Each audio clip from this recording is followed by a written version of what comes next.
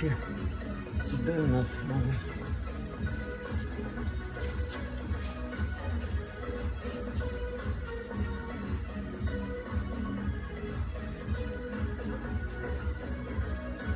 Немає нічого.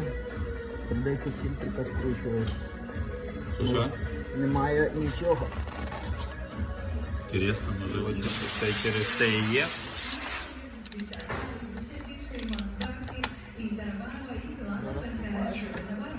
Можливо, і через фільтр все і витіче. Бачки масло. Не витікає.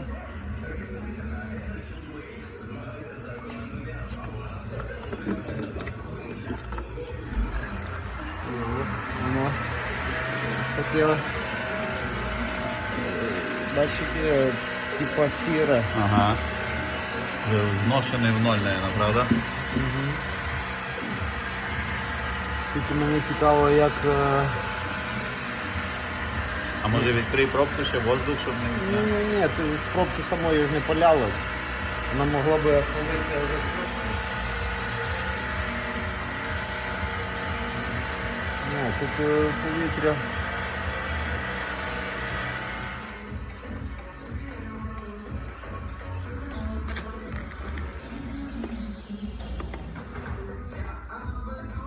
Це міняємо масло на Model 3. Відкрутили фільтр, пробку. І дивіться, яка кількість масла злилась. З 2,7 літра. Колір масла взагалі якийсь темний. Пробіг автомобіля 35 тисяч. Так що хто думає, що не стоїть міняти масло, то помиляється.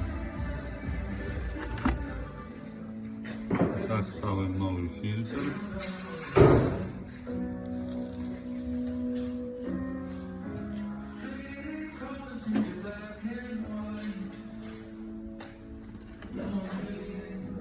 Масло марки АТФ-9. Отакий колір буде масла.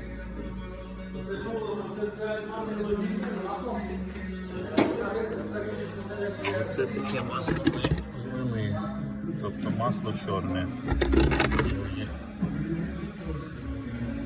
Рівень мінімальний.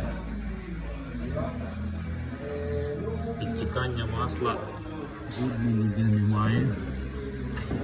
Тобто так заливають на самому заводі.